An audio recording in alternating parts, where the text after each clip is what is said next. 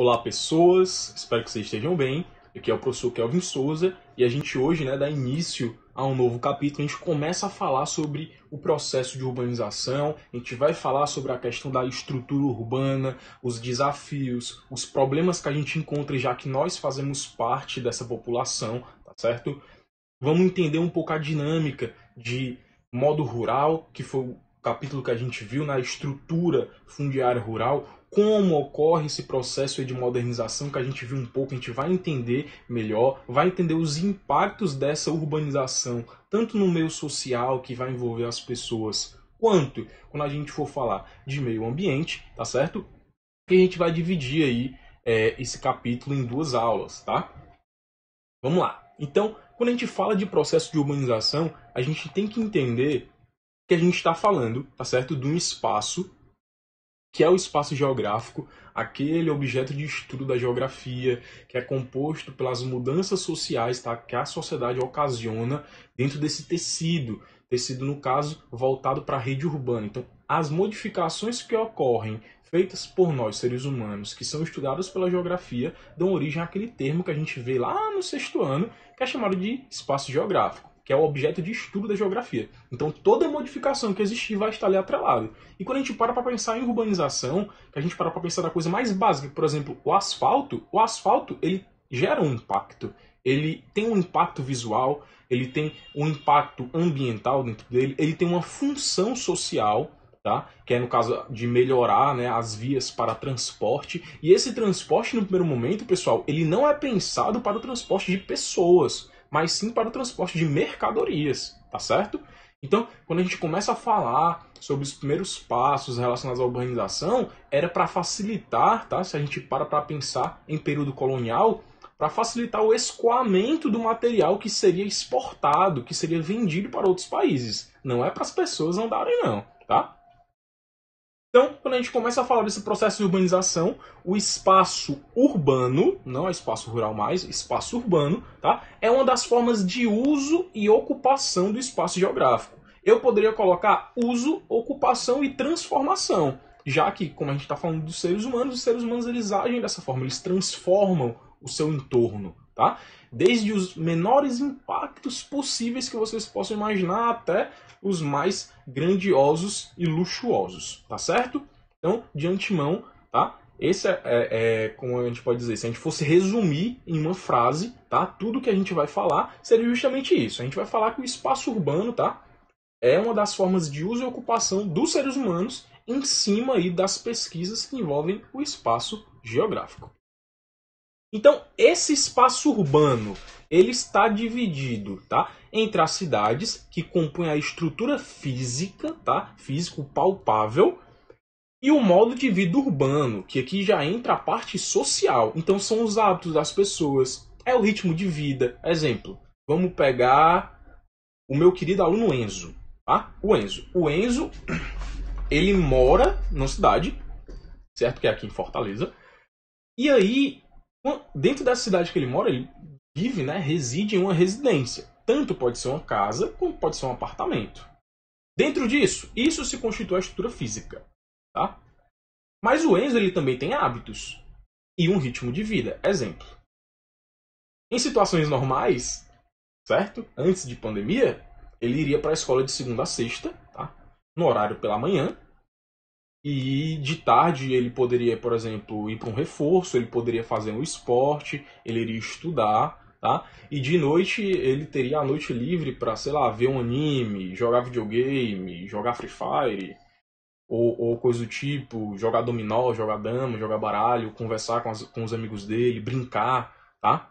Se ele morar em prédio, brincar com os amigos do prédio, se ele morar na rua, brincar com os vizinhos da rua dele.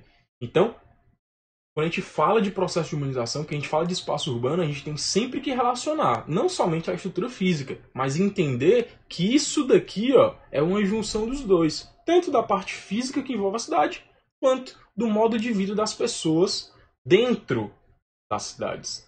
E aí, eu queria que a gente parasse para pensar agora, né, fizesse uma comparação. Vocês acham, tá? E aí me respondam aqui na barra de comentário.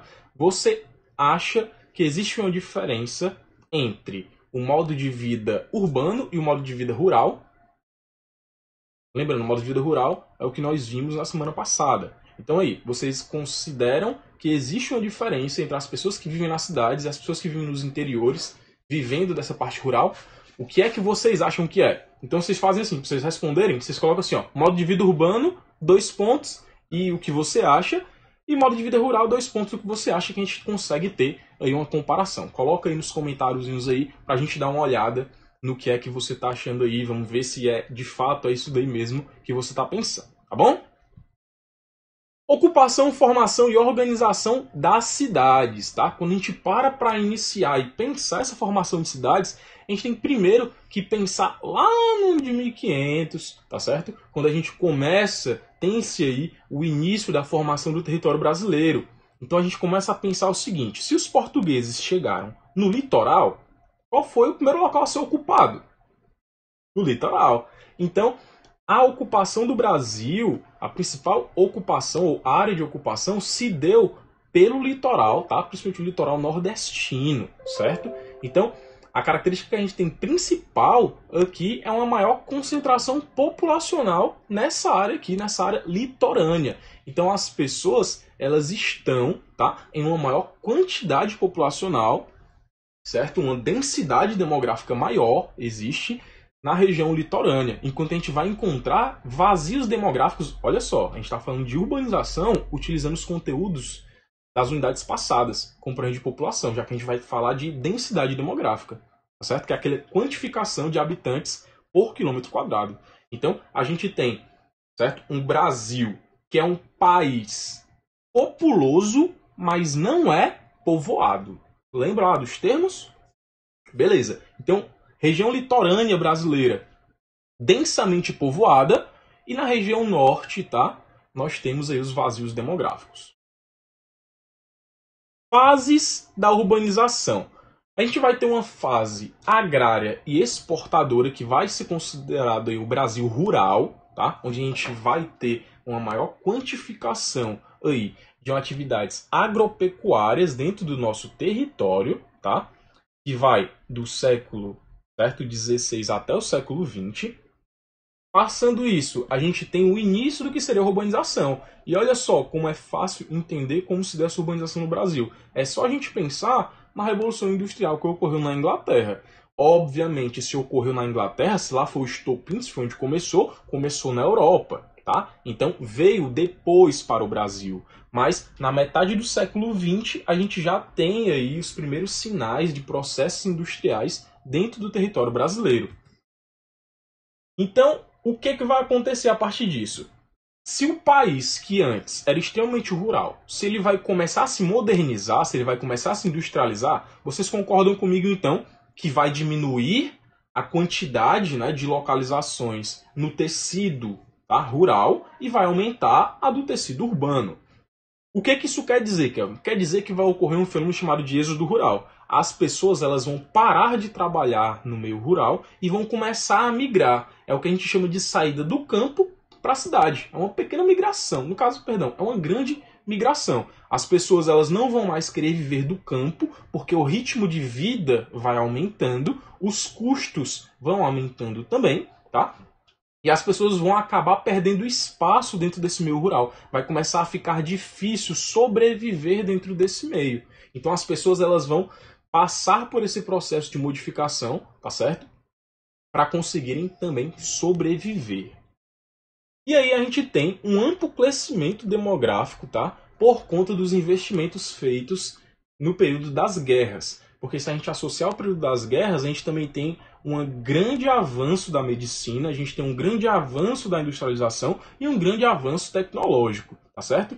A gente consegue compreender que as guerras, elas trouxeram, né, prejuízos incalculáveis, principalmente de vidas humanas, que não são medidas nem são compradas, mas ao passo em que isso acontece, as guerras, não é?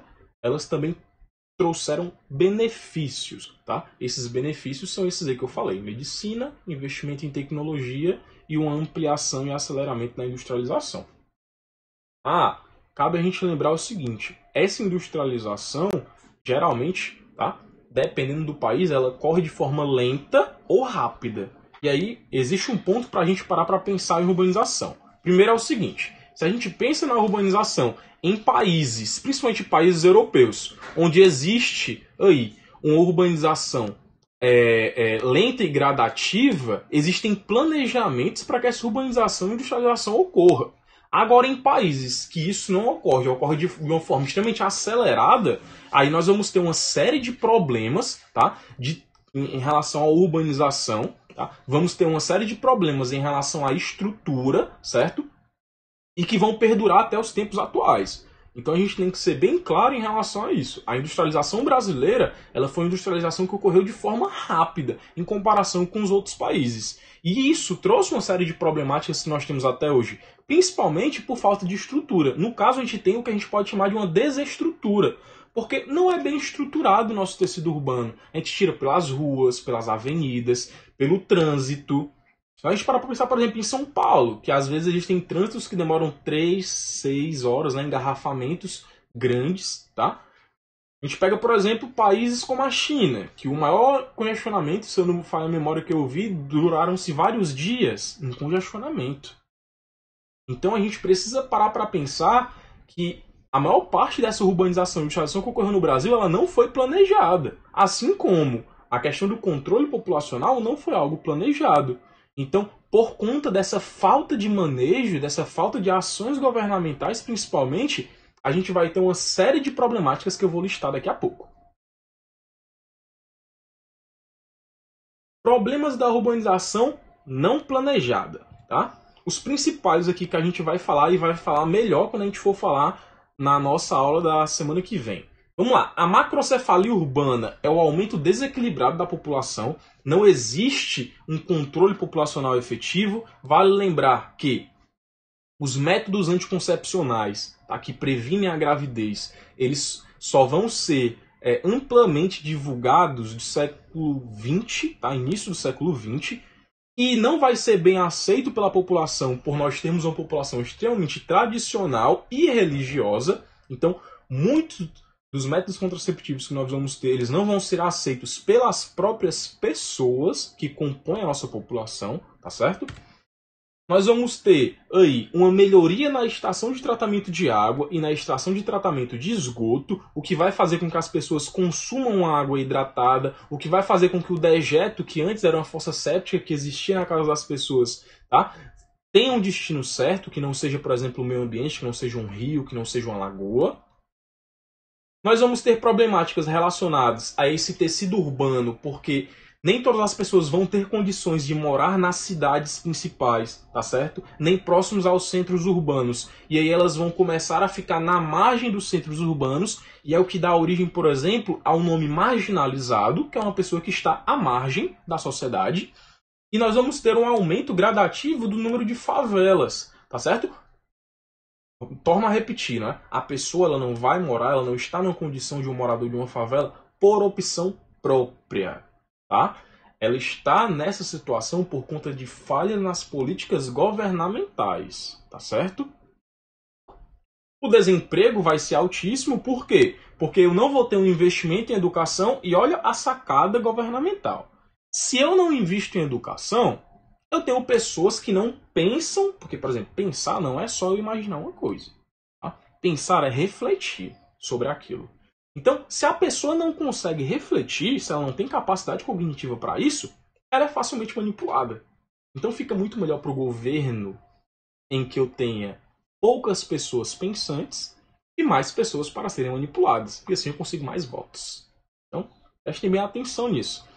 Então, se eu não tenho pessoas com um bom nível de escolaridade, se eu tenho um país com alto grau de analfabetismo, eu tenho um desemprego em massa. Porque vai chegar um momento em que os trabalhos que não precisam de tanta qualificação, eles vão estar esgotados. E eu vou ter o quê? Eu vou ter um inchaço de pessoas não qualificadas querendo ser inseridas no mercado de trabalho. E aí, ó, para pensar nisso que eu vou falar agora. Você tem uma pessoa aqui, ó. Essa pessoa não teve acesso à escolaridade. Vamos dizer que ela trabalhe sem carteira assinada, tá? Vocês podem até ajudar aí, inventem um trabalho para ela. E ela não ganha bem. E aí essa pessoa, não é, conheceu outra, se casou, moram em uma comunidade, pode até ser uma favela, tá certo? E aí tiveram um filho. E aí essa pessoa ficou desempregada, ela não tem mais aquele emprego dela. E aí a esposa está cuidando do filho e não tem como trabalhar. E aí acontece o seguinte. Quando a gente para pensar nos crimes e a gente para refletir a respeito, por exemplo, tá, de uma pessoa que ela vê o filho passando fome, a esposa passando fome, e chega alguém mal intencionado e oferece dinheiro fácil para ela, pessoa, muito provavelmente ela vai aceitar por conta da condição em que ela está. Não é que ela seja uma pessoa má, não é que ela tenha um coração ruim, certo? E de fato existem pessoas que são más e que têm corações ruins mesmo, mas aquela pessoa ela vai se sujeitar a fazer aquilo, a cometer um crime, a fazer um assalto, participar de algo maior que envolve aí o mundo criminoso por falta de opções. Não estou dizendo que ela está certa, não estou dizendo que ela é a inocente da sociedade, muito pelo contrário, eu acredito e concordo que ela seja julgada pelos crimes que ela cometeu, mas que é preciso ter uma visão, olha a importância do refletir, mais ampla. Exemplo. Uma pessoa, não era moradora de rua nem nada do tipo, ela entrou no supermercado e aí ela foi pega pelos seguranças roubando 2 maçãs. Ela estava com fome. Ela cometeu um crime, não foi que foi roubo. Ela precisa pagar por aquele crime, não precisa? Porque a nossa sociedade diz que ela precisa pagar por aquilo, já que nós temos leis. Mas você concorda que aquela pessoa que foi presa por roubo merece passar pelo mesmo período de pena que uma pessoa que roubou, por exemplo, um celular e bateu na pessoa que ela pegou o celular? Vocês concordam? Eu, particularmente, não concordo. Porque existem motivos diferenciados. Entendeu? Então, a partir disso, a gente precisa fazer uma análise maior. Porque boa parte da violência que existe nas nossas cidades, principalmente, que é o próximo ponto que a gente vai falar em relação à violência, ela é causada por conta de falhas em políticas governamentais. Certo? E o desemprego, ele desencadeia atos violentos. Tá bom? Então, a violência, ela faz parte das grandes cidades, porque eu tenho a desigualdade social.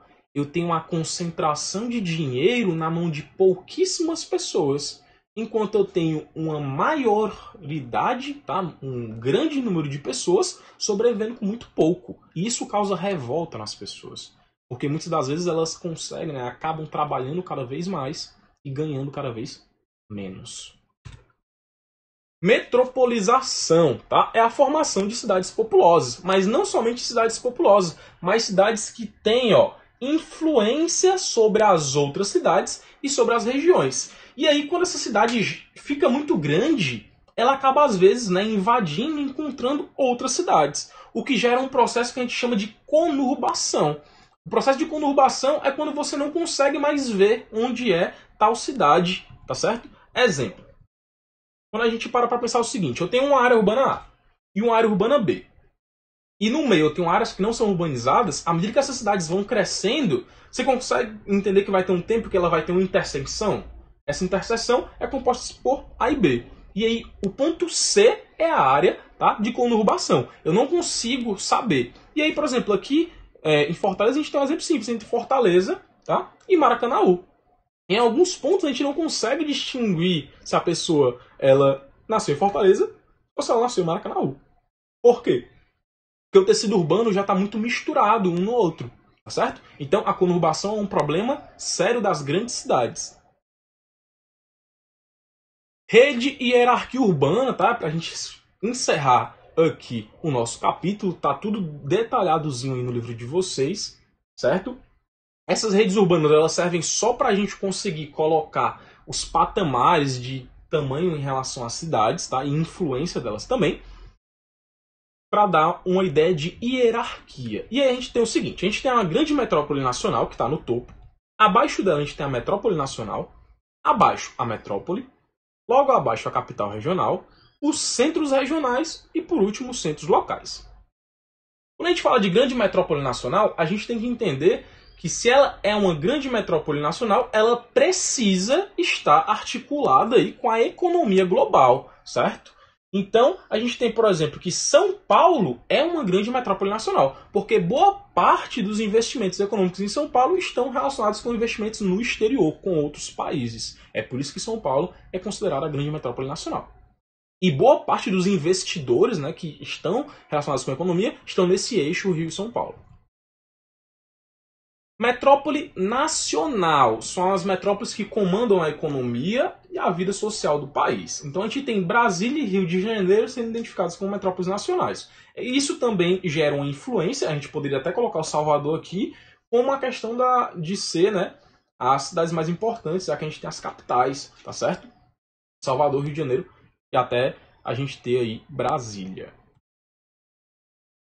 Metrópole comanda a vida econômica e social de uma região, tá certo? E concentra outras atividades econômicas, então é o que vai dar o destaque daquela região. Então a gente tem, por exemplo, Fortaleza, Recife, Salvador, dando destaque para a região Nordeste. A gente tem Belo Horizonte, dando destaque para a região aí, Sudeste, junto com Curitiba. A gente tem Porto Alegre aí, com a região Sul. A gente tem Goiânia com a região Centro-Oeste. A gente tem Belém e Manaus com a região Norte. Capital regional. A capital regional, ela é dividida, tá? Então eu vou ter em torno aí de 70 centros urbanos, mas tudo isso a gente parar para pensar. Aqui a gente vai ter sempre a influência regional. Aqui eu trouxe para vocês, tá? Uma imagem aqui de João Pessoa, na Paraíba. Para quem não conhece esse monumentozinho aqui em João Pessoa, ele é muito importante porque ele marca os pontos extremos do Brasil. Lembra quando a gente viu os pontos extremos que a gente tem norte, sul, leste, oeste? Então, dentro desses pontos extremos aí, tá? Tem um em João Pessoa, que é o Farol do Cabo Branco, tá certo? E aí a gente tem os centros regionais, que são formados por uma série de cidades que vão ser divididas em 2 grupos. E os centros locais, tá? Que estão lá na basezinha. Então, esses centros locais, eles vão ser diferenciados em relação ao seu tamanho, à sua infraestrutura, os serviços que cada um deles vai oferecer, o número de habitantes e algumas funções que as pessoas desempenham dentro desses centros locais, tá? Tudo muito simples, certo? Uma aulinha light, super fluida, rapidinha, tá certo? Fiquem em casa, se cuidem, tá? Tio Kevin tá morrendo de saudade. Já já a gente vai estar aí nas nossas aulas presenciais, tá certo? O meu muito obrigado. Morrendo de saudade de vocês. Até semana que vem. E tchau, tchau.